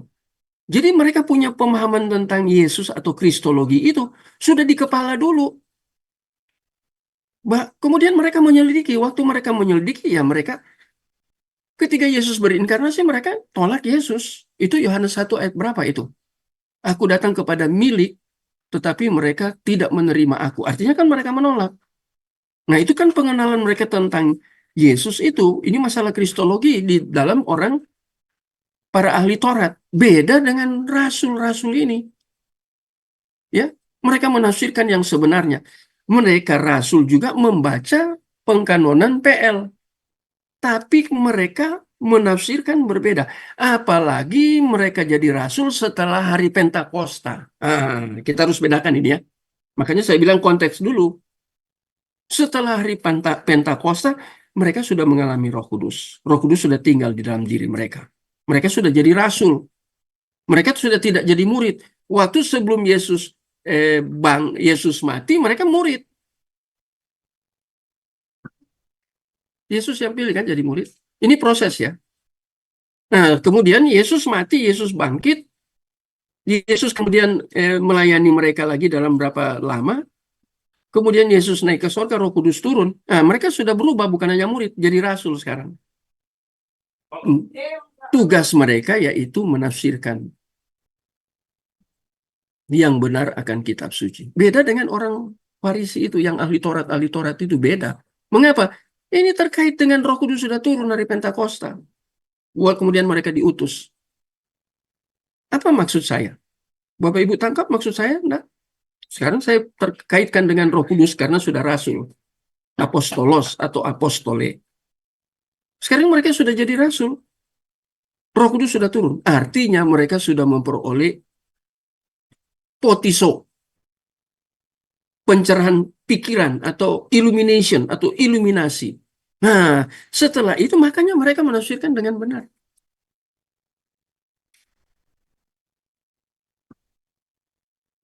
Kira-kira Bapak Ibu nangkap ini ya, berbelit-belit ya. Saya melihat dari secara historisnya, menjelaskan perlahan ya, menekankan ada penekanan yang sangat penting. Tapi saya tidak selalu tidak mau out of context, nggak mau. Ya kalau kita belajar hermeneutika ini bahaya out of context. Jadi kalau kita sudah bicara tentang para rasul, ya itu pemberita Injil. Mereka apostolos karena mereka diutus. Nah, mereka tugasnya kan penafsiran. Mereka menafsirkan dengan benar atas kitab suci. Tapi kitab suci ini kitab suci yang mana dulu? Ini kan kita lagi bicara kanon. Kitab suci yang mana dulu para rasul ini? Nah, itu ya harus dijelaskan sampai tuntas gitu ya. Tetapi ada suara-suara yang bersaing yang memberitakan sesuatu yang berbeda. Pasti yang maksudnya ada saingannya dari para rasul yang penafsirannya dengan baik itu siapa kira-kira pada zaman para rasul? Tetap ahli Taurat karena sinagoge tetap ada sampai hari ini sinagog ada kan di Israel. Malah gereja Kristen itu di Israel ya jarang banget. Apakah ada gereja Kristen? Gereja yang Kristen itu yang ortodoks itu kan paling besar di Mesir. Apakah di Bethlehem? Karena waktu saya ke Israel, saya kan tidak tinggal di Yerusalem. Ya, saya tinggal perbatasan Yerusalem keluar sudah kota Bethlehem. Tapi kota Bethlehem itu kan sama Moshe Dayan karena situasi politik itu kan sudah diserahkan ke Palestina. Yang kota itu kan Bapak Ibu di antara Bapak Ibu ada yang sudah pergi ke Yerusalem ya, Pak siapa? Ko David sudah ke Yerusalem. Pak Anton sudah nggak? Atau teman yang lain? Dengar ya, kedengaran suara saya ya. Saya khawatir saya ngomong kenceng nggak dengar. Belum juga, Pak. Pak Imar Belum sudah ya? sempat. Belum Pak, belum. Oh, saya sudah pergi beberapa tahun lalu ya. Beruntunglah Bapak. Saya pergi, kalau pergi dengan uang sendiri saya tidak mau. Saya dibayarin gereja. Ya, ada Berkatnya. sponsornya. Saya sebenarnya nggak bayar, Bapak Ibu. Itu kalau pergi ke mana, ke Israel itu ada kuotanya kan, ada berapa orangnya. Tiap 10 orang itu ada satu gratis dan dia harus sahabat Tuhan. Nah, saya masuk di yang gratis itu. Kebetulan waktu kita kumpul di Jakarta karena kita harus kumpul. Yang waktu saya berangkat, saya bertemu dengan anggota jemaat dan gembalanya dari Australia datang ke Jakarta. Nah, kemudian yang dari Bengkulu ke Jakarta itu anggota DPR. Kemudian yang dari mana ya? Dari paling banyak dari ini Singapura. Jadi kami kumpul. Nah, waktu kami kumpul di Bandara Internasional di Jakarta, Soekarno-Hatta, itu saya dipanggil oleh yang mengarahkan dari apa ya? Dari untuk menerbangkan kami itu apa perusahaan ya. Itu saya dipanggil, saya kaget, rupanya dia orang Ambon, karena dia baca nama kan yang mau berangkat.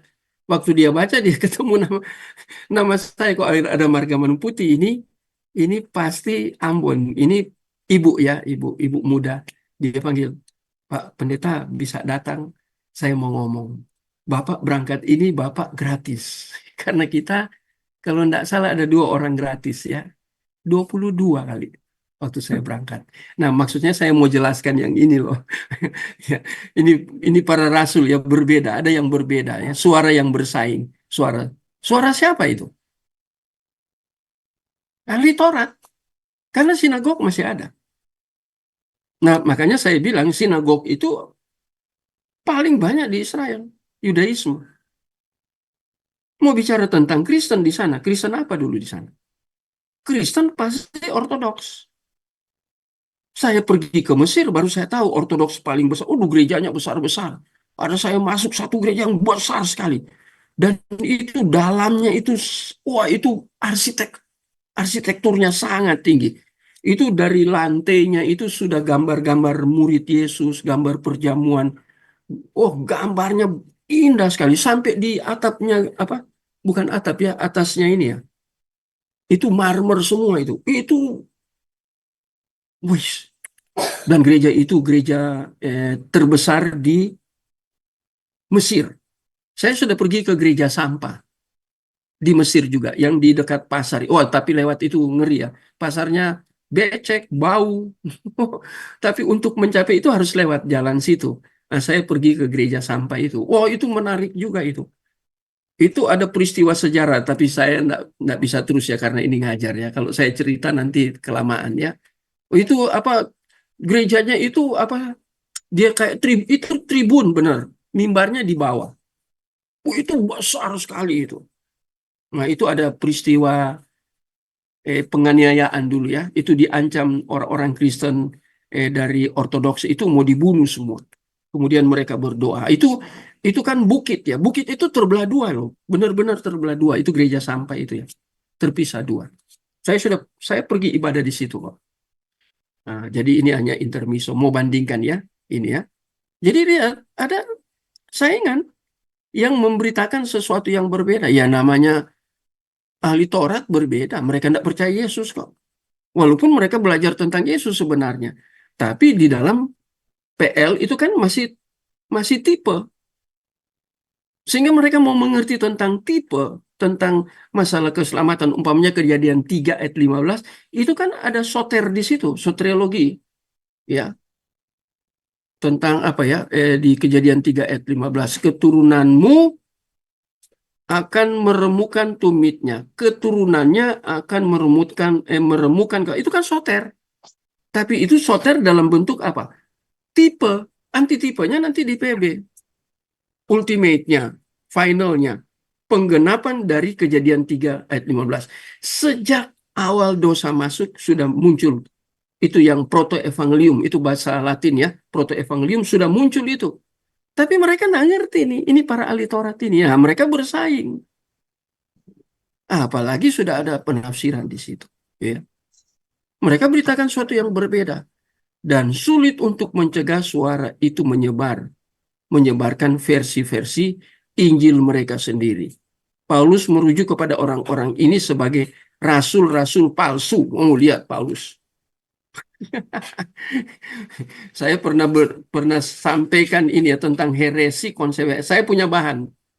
Nantilah itu semua bahan itu saya presentasikan di MDC ya, Masa Depan Cerah, gereja apa ya?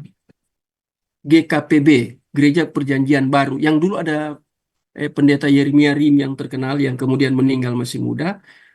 Saya diundang mereka untuk bicara temanya apa itu heresi. Nah, ini rasul-rasul palsu. Saya ambil dari teologi Paulus. Jadi lihat tantangan selalu ada, ya, selalu ada rasul palsu yang telah menerobos ke dalam jemaat-jemaat yang telah ia dirikan. Paulus dirikan. Tetapi fakta bahwa ini mungkin terjadi menunjukkan bahwa berita Injil tersedia secara bebas untuk ditafsirkan. Ada kebebasan di situ ya untuk menafsir, ya. Tapi ketika kebebasan itu terjadi ada ancaman karena ada kepalsuan yang diberitakan. Ya, selalu orang mau bebas. Heran saya.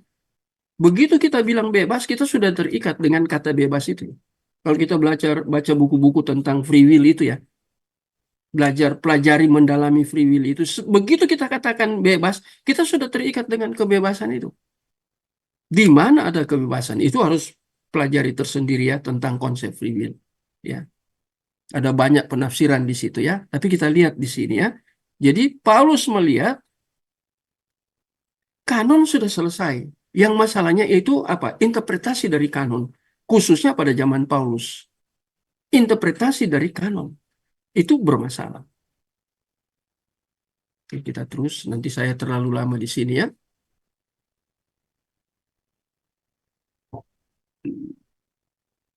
Dalam setidaknya satu kasus ya, bahwa ada guru yang diajar secara tidak memadai.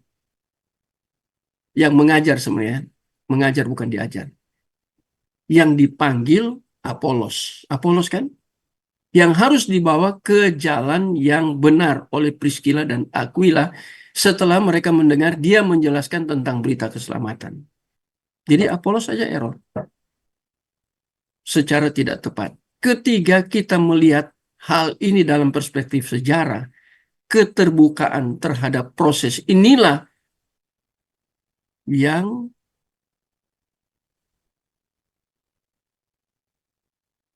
menampar ini ya, bukan menampar kita dengan sangat kuat. Jadi ada kelemahan. Dia sudah melayani tapi ada kelemahan. Kelemahannya apa? Yaitu interpretasi. Interpretasi.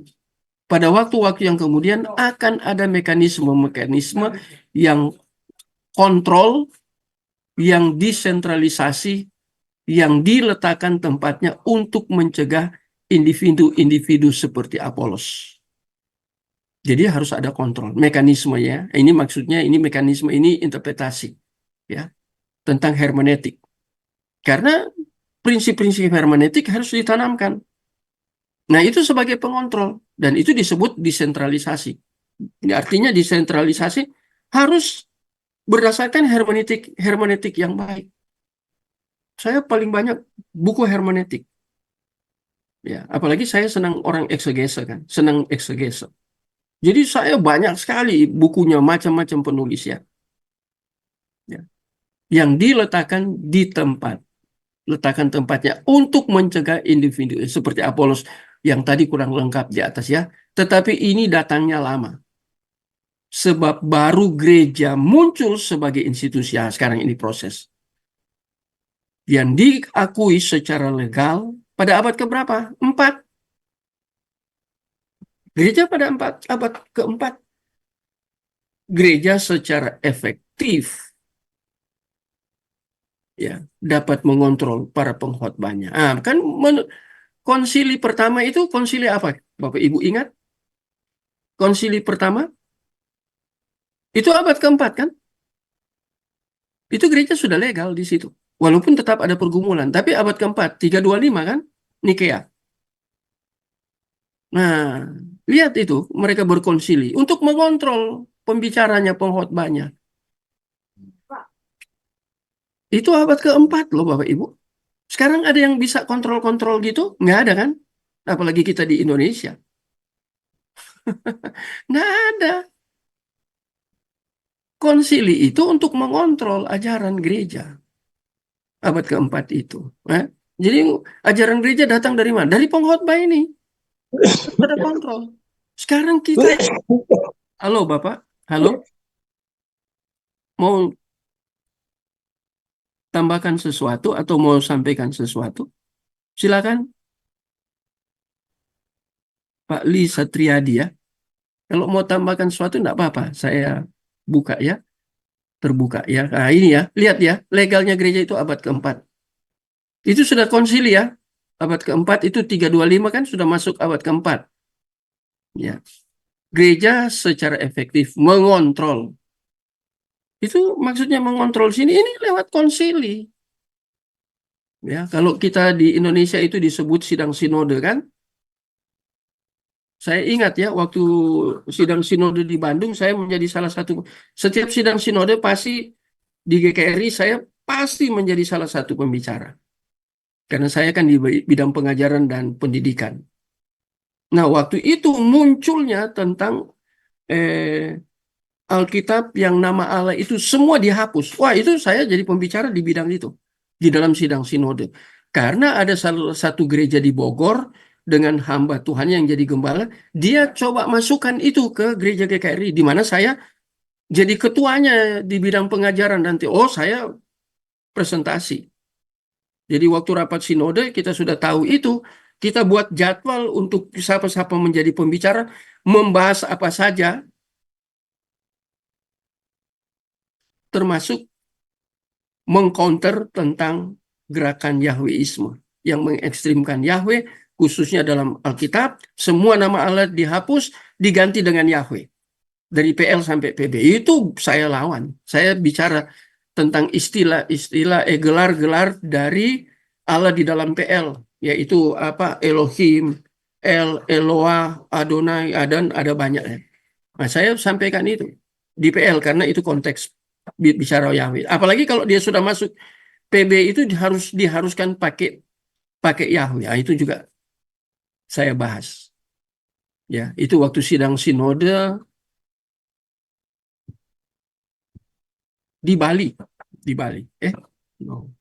Di Bandung, sorry di Bandung. Ada beberapa orang Bandung ya, tapi saya belum kenal Pak David waktu itu ya. Ada Pak Cucun ya, orang Bandung. Kalau saya kenal pasti ketemu waktu itu. Ya itu mungkin 20-an tahun lalu ya. Saya masih ada di GKRI. Membahas itu. Ini hanya banding-bandingkan ya. Jadi kita lihat di sini setelah legal, wah terkontrol semua. Dulu nggak ada di atas. Ya, sekarang terkontrol. Kan ada tadi dikatakan bebas untuk menafsir ya, di mana itu ada poin itu ya. Ada tidak ya, ini poin-poin di atas ada ya. Tapi di sini abad keempat enggak. Konsili itu yang mengontrol. Bapak Ibu tahu latar belakang lahirnya konsili? Mengapa lahir konsili? Ada yang tahu? Ya betul. Karena ada heresi. Di situ itu apologet itu sudah lama terjadi. Paulus aja berapologet. Jangan Paulus, Tuhan Yesus berapologet. Tuhan Yesus dengan ahli Taurat. Paulus macam-macam. Paulus dengan para filsuf, dengan ahli Taurat, orang Yudaisme itu. Nah itu Paulus lawan itu. Ya. Itu Paulus. Nah sekarang di dalam abad keempat itu gereja apologetnya sangat kuat. Karena ada heresi, bidat-bidat itu. Ajaran-ajaran tentang Kristologi, tentang Tritunggal, tentang Alkitab. Nah ini abad keempat ini mulai. Karena sudah legal gereja kan. Khususnya pengkhotbahnya, pengajarnya yang dikontrol. Dan Pak bahkan waktu itu penafsir-penafsir yang berbeda bersaing untuk diterima. Nah, mereka ingin masuk ke tengah-tengah gereja. Tapi gereja enggak diam. Ya. Nanti kita lihat tuh bapak-bapak gereja muncul di sini ya. Itu luar biasa itu, ya. Khususnya mulai konsili ya, berarti mulai abad keempat, ya. Hanya ketika salah satu dari penafsiran itu dikanonkan sebagai ortodoks dan yang lain ditolak sebagai bidah. Nah, itu tegaskan konsili toh. Melalui konsili-konsili standar-standar diletakkan di tempatnya yang akan menolong gereja memutuskan siapa yang benar dan siapa yang salah. Tentunya berdasarkan kanon. Tapi nanti kita di bawah kita belajar pada abad keempat kanonnya bagaimana. Nah, ini kan menarik dalam sejarah. Karena gereja sudah legal. Tapi luar biasa ya.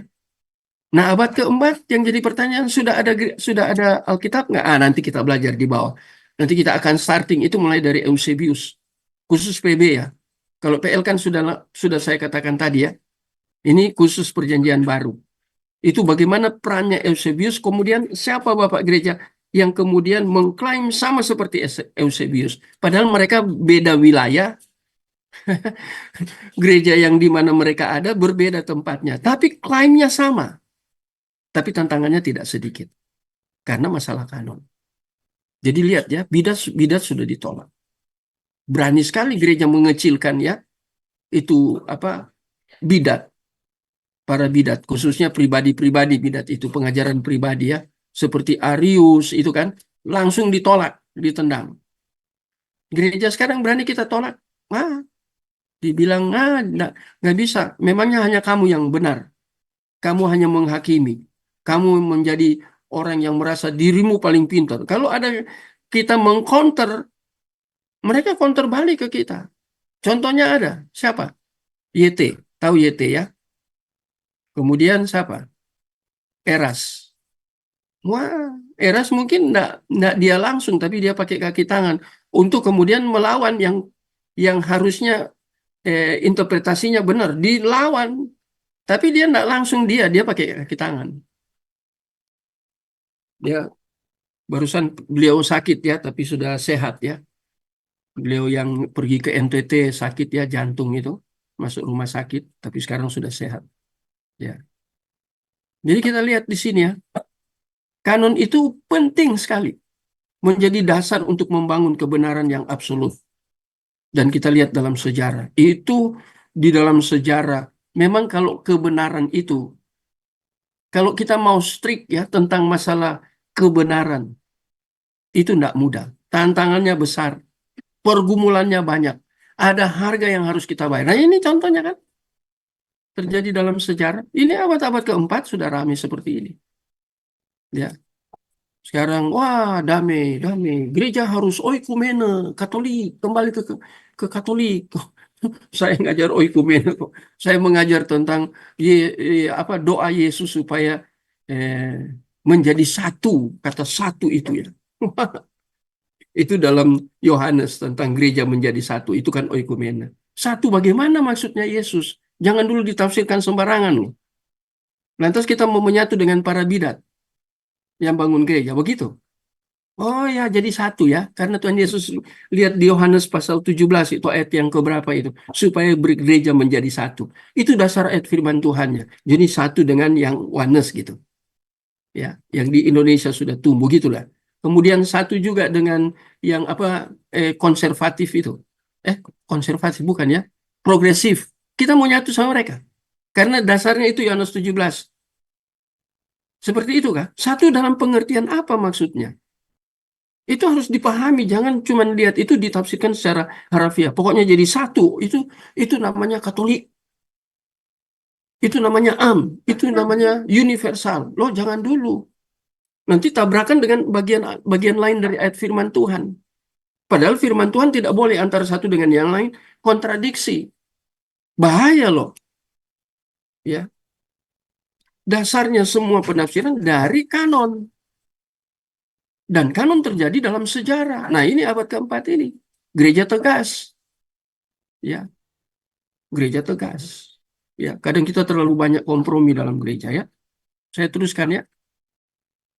Akan tetapi jauh sebelum itu, sebelum abad keempat. Irenaeus abad keberapa sih? Irenaeus. Ya, telah menetapkan bidat-bidatnya. Irenaeus sudah menetapkan bidat. sebagai orang-orang yang menolak untuk mengakui kitab suci. Itu tegas ya, ini Bapak Gereja ya, yang sesungguhnya dan mengganti komposisi-komposisi mereka sendiri sebagai gantinya.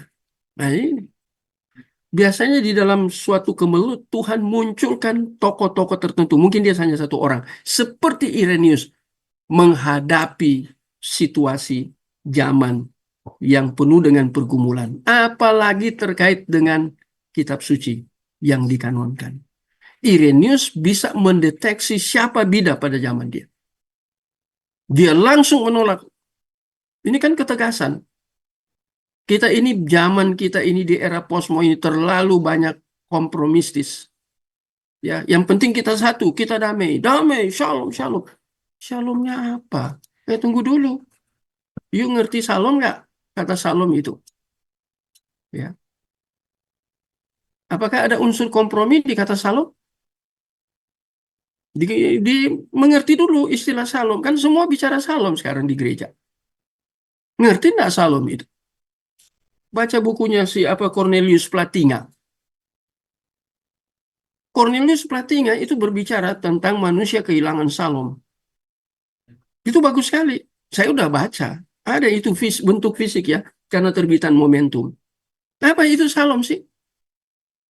Karena kita nggak ngajar salom, kita jadi jadi lata dengan salom-salom ya. Tapi Cornelius menjelaskan kata salom itu begitu bagus. Satu buku.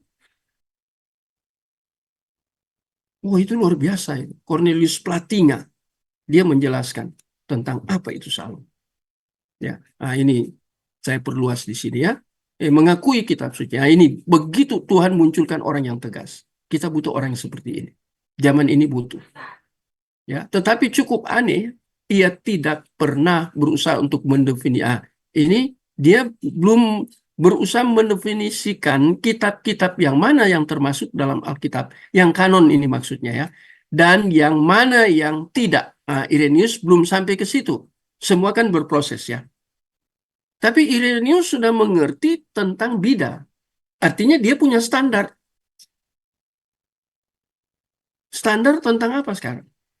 Nah, ini kan kita makin jelas di sini ya. Dia belum mendefinisikan kitab-kitab mana yang termasuk dalam Alkitab. Dia belum definisikan. Apa artinya dia belum definisikan? Ini kan berarti mana kitab itu kanon. Dia melawan bidat, dia lihat dari sisi apa? Doktrin. Esensi dari doktrin. Bukan banyaknya, berapa banyak kitab itu perlu yang masuk dalam kanon. Dia belum ke arah situ. Ini semua kan berproses. Dia masih arahnya ke doktrin. Bidat itu kan terkait dengan doktrin.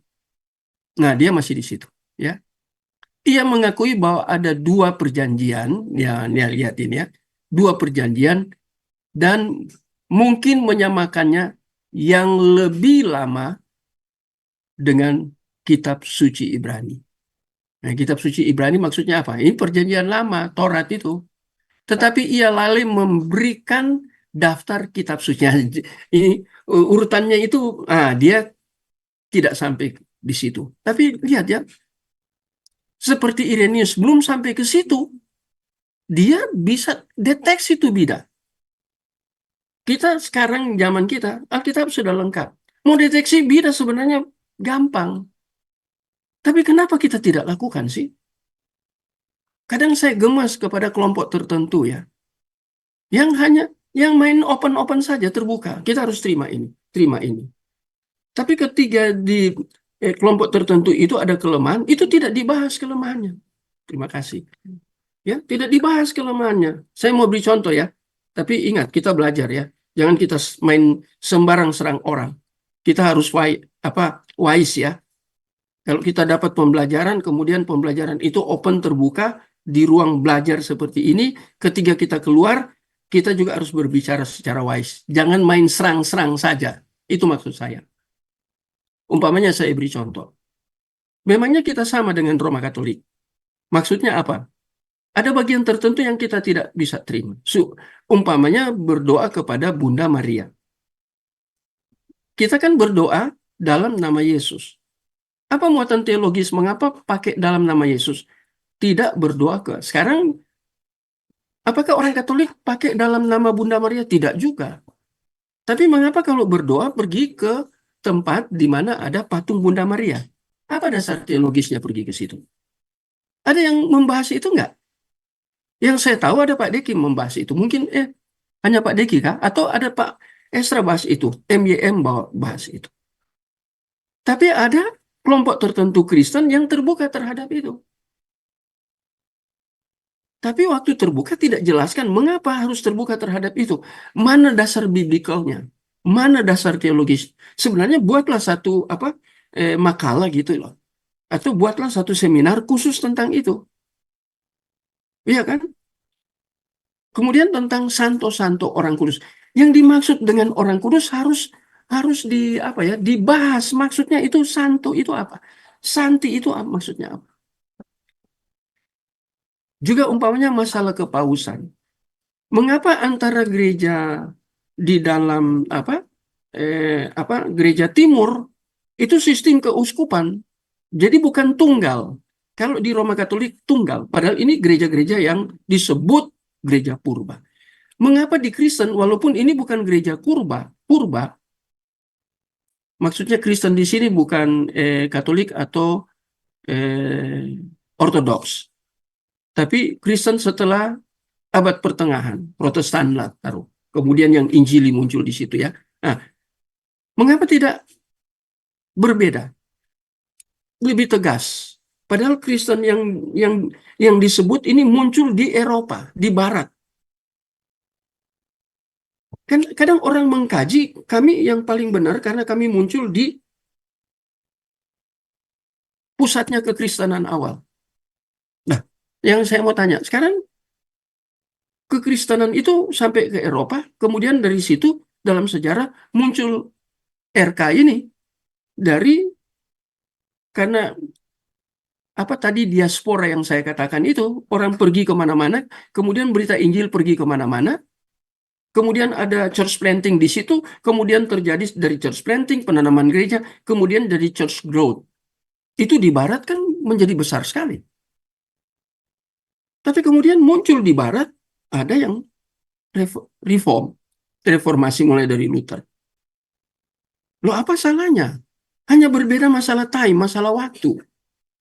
Tapi ada yang mengklaim kami yang paling benar karena kami berakar kepada Rasul. Apakah Kristen Reform tidak berakar dari Rasul, khususnya dari pengajaran Rasul? Saya pikir enggak gitu juga. Bapak Ibu setuju yang saya ngomong ini enggak? Terserah Bapak Ibu ya. Tapi bagi saya, ya saya percaya kepada apa yang ditulis para Rasul karena itu berdasarkan pengkanonan. Jadi bukan lamanya gereja itu muncul, bukan. Tapi ini masalah kita berimani itu yang sudah dikanonkan dan kita percaya termasuk tulisan-tulisan para rasul. Khususnya lebih khusus lagi ya, lebih spesifik. Rasul Paulus. Kita percaya enggak? Ya percaya.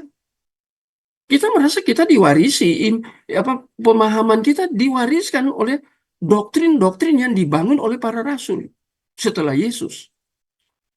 Kita kan tetap beriman. Jadi bukan masalah siapa duluan, bukan masalah hanya kami yang berakar, kami yang paling tua. Yang paling tua bisa salah nggak? Jangan mengabsolutkan. Saya juga tidak mau mengabsolutkan diri saya yang paling benar. Saya bisa salah, sehingga saya open. Tapi ada yang mengabsolutkan, kami paling benar, pasti kami paling benar. Ini kan jadi absolut dia. Nggak ada yang absolut di dunia ini. Termasuk gereja, termasuk hamba Tuhan. Nggak ada. Ya ada yang sempurna, ya istilahnya sempurna. Absolut itu hanya milik Allah. Sempurna itu milik Allah. Semua pasti ada kelemahan. Ya kita saling melengkapi kalau ada kelemahan. Ya, saya juga membuka diri. Saya belajar dari mana-mana. Ya, tapi ada hal-hal yang saya harus close. Itu yang saya katakan ya. Kalau hidup ini, kalau saya belajar dari apa yang dijelaskan di dalam gereja di Reform GRI ya. Kita hidup itu harus dalam dua lonceng itu, yang bandulnya itu ya. Kadang ke kiri ke kanan. Kadang kita harus di netral ya, tengah ya. Kemudian kadang kita ke kanan. Ya ini mungkin close. Kita tertutup. Kadang ini kebenaran kita harus terbuka. Tertutup karena kita tahu ini heresi, bahaya. Jangan kita terima. Nah, kalau berdoa kepada arwah, apakah tidak bertentangan dengan firman Tuhan? Apa dasar biblikalnya harus berdoa ke arwah? Ini kan doktrinal. Nah, ini maksudnya pergumulan itu. Sudah di sini ya. Irenaeus berani. Dia langsung bilang bidat itu. Menarik ya. Dia mengakui ya dia punya kelemahan. Nah, tadi saya bilang kan, kalau kita mau kultuskan Irenaeus, Irenaeus tetap punya kelemahan. Tapi ada kelemahan yang bukan di dalam fundamental, bukan di dalam primer. Ada kelemahan yang di dalam sekunder. Atau ada kelemahan yang bukan mayor, tapi minor. Nah, di situ kita main di situ. Ya, ini kita lagi belajar kanon. Irenaeus tidak sampai ke situ. Berarti ini kan, ini makanya ditulis, ya. Tetapi ia lalai memberi daftar kitab suci. Maksudnya kanon, daftar kitab suci yang lengkap. Itu kan pengkanonan. Keengganan yang jelas kelihatan untuk menetapkan kanon Alkitab ini mengejutkan bagi pemikiran modern sekarang kita ya, yang mencari kepastian ketentuan dalam hal-hal seperti itu. Tetapi ini merupakan suatu fakta. Ini kan fakta bahwa Irenaeus nggak sampai ke situ. Makanya saya bilang jangan, benar, saya paham Pak Deki katakan di dalam satu YouTube, jangan sampai kita mengabsolutkan bapak-bapak gereja. Karena pasti Pak Deki sudah baca yang saya jelaskan ini. Karena ini kan saya baca, Pak Deki pasti sudah baca yang ini. Karena itu dia ngerti. Jangan absolutkan. Karena ini kalau kita belajar telusuri benar, kita akan ketemu kelemahan dia. Dan ini kelemahan dalam sejarah loh. Halo Bapak Ibu. Semua kan Alkitab itu berproses. Menulis Alkitab dulu hanya diwariskan umpamanya 5 kitab Taurat. Itu kan proses, belum lengkap. Kemudian diberi seluruhnya menjadi lengkap dan itu disebut Taurat. Sehingga lihat ya, orang tadi saya katakan ya, orang Samaria itu terjebak hanya percaya 5 kitab Musa. Yang lain di PL itu dia nggak mau percaya. Tapi orang Yudai semua percaya seluruh yang disebut Taurat. Tapi kelemahannya mereka tidak mau percaya Yesus. Walaupun mereka penyelidik. Itu tadi. Ini kan. Nah sama ini. Irenaeus juga punya kelemahan. Karena bertahap. Tuhan selalu bekerja di dalam satu proses. Melalui orang-orang tertentu seperti Irenaeus. Ya. Nanti kemudian zaman kita ini Alkitab dikanonkan benaran. Lengkap sudah. Kita enak. Tapi zaman mereka. Irenaeus mereka. Susah. Nah itu kita harus mengerti secara khusus hal-hal seperti itu ya. Jadi kita lihat ya, masalah pengkanonan dia lemah. Pada saat yang sama harus diingat bahwa ada inti pusat tulisan-tulisan yang luas yang semua orang terima sebagai diinspirasikan Allah. Maksudnya walaupun ada kelemahan, tapi ini ada sentral dari tulisan untuk doktrin. Sehingga walaupun pada waktu itu belum dikanonkan secara utuh, tetapi ini ada doktrin-doktrin yang sangat fundamental yang mereka sudah tafsirkan sebelum muncul PB dikanonkan. Mereka sudah mengerti. Karena mereka penafsirannya tepat, benar. Karena mereka dipimpin oleh Roh Kudus tadi yang saya bilang ya, potiso. Sehingga ini dia bisa, Irenaeus bisa deteksi ini bidat. Langsung deteksi. Itu luar biasa loh. Ini cara Tuhan ini ya. Mereka akui diinspirasikan oleh Allah. Inti ini mencakup kitab-kitab yang sekarang. Nah, lihat, dihubungkan dengan dengan abad pertengahan. Itu ya. Ya. Kitab-kitab yang sekarang Protestan akui sebagai perjanjian lama. Kemudian ada 4 Injil, ada kisah para rasul, ada surat-surat Paulus, kecuali Ibrani. Nah, ini ada kelemahan, ada kata perkecualian. Makanya saya bilang tadi kan, jangan diabsolutkan. Itu harus ada proses, ada kelanjutannya. Ya. Tuhan ketika bekerja menjanjikan juru selamat, itu lama sekali digenapi. Ada berapa ribu tahun itu. Sudah dibicarakan sejak manusia awal Adam jatuh dalam dosa. Sudah ada protoevangelium yang di dalamnya terkandung apa yang disebut dengan soter. Jelas itu. Tapi untuk yang dari Adam sampai ke Yesus berinkarnasi, kemudian dia mati, meremukkan kepala dan meremukkan tumit, itu kan berapa ribu tahun prosesnya. Kita yang sekarang ini enak karena sudah lengkap. Tapi waktu zaman mereka kasihan loh mereka. Lantas kita nggak mengerti mereka. Yang kita ini ketika sudah lengkap, kemudian kita buat salah dan kesalahannya ada di masalah fundamental, itu yang bahaya. Kalau mereka belum paham sampai sejauh ini, belum lengkap, lihat ini ya, ya, yang diinspirasikan mana aja, seperti Protestan. Kecuali Ibrani, ini kan jadi pergumulan juga di dalam Protestan. Protestan ini terkait dengan apa? Reformasi. Namanya Protestan itu muncul di mana sih? Abad keberapa? Enggak. Muncul 15-17 itu. Lutheran. Kemudian ada Calvin, ada Zwingli itu ya. Nah itu kan muncul itu. Ya. Jadi ini PL itu. Kemudian ini 4 Injil kisah. Ini kan PB. Dan surat-surat Paulus. Kecuali Ibrani. Dan sekitar ini, itulah kalau kumpulan kenosis. Ya, kanon. Yang kita kenal pada zaman ini dibangun. Kanon dibangun itu ya. Setelah legalisasi Kristen pada abad keempat menjadi masalah yang mendesak untuk menetapkan apakah kitab-kitab suci yang asli itu dan memutuskan ini kan ya bagaimana kitab suci harus ditafsirkan. Jadi sampai penafsiran pun diurus pada abad keempat. Luar biasa. Ya, sudah lewat. Ada yang mau tanya? Saya terlalu semangat kali ya. Sorry kalau terlalu cepat ya. Sampai di sini ada yang mau tanya? Karena kita harusnya close pas jam 8 ya. Tapi mungkin ini ada kelonggaran karena ini berbeda kata Pak David yang apa? Yang menyiapkan ini berbeda ya orangnya yang menyiapkan Zoom ini. Ada yang mau tanya? Atau saya terlalu jelaskan sangat komprehensif ya. Kemudian terlalu dalam. Sudah cukup, Pak Anton?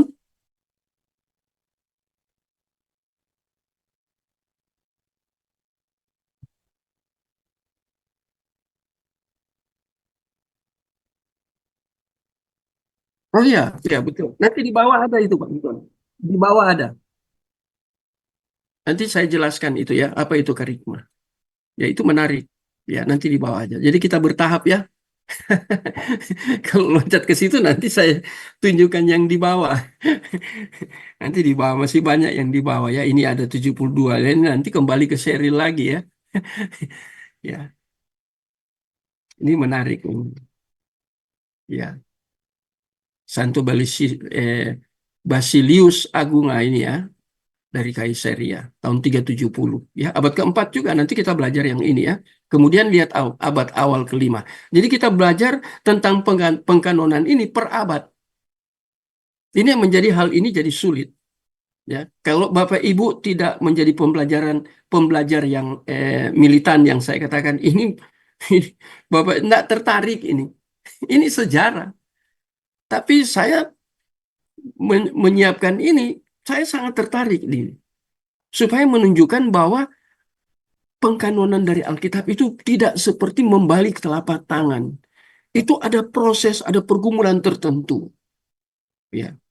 Seperti orang saya bandingkan dengan manuskrip ya, yang dikatakan Pak Yonatan Purnomo paling bagus Bizantium. Itu ngawur dia. Ada yang lebih bagus dari Bizantium, tapi nggak sempurna juga. Itu sama-sama manuskrip loh. Nah, apakah itu kan urusan Pak Purnomo, tapi dia sampaikan dipublishkan itu sudah masuk di YouTube. Ya, dan dia bilang siapa ya tokoh yang dia tentang masalah Tritunggal siapa? Irenaeus ya, Pak Anton ya kalau tidak salah ya. Irenaeus atau ya Tertullianus. Ah dia protes kan? Itu dihubungkan dengan Marcion kan? Itu dia baca buku apa? Nggak pakai kacamata kali waktu itu ya. Saya juga baca buku yang dia baca.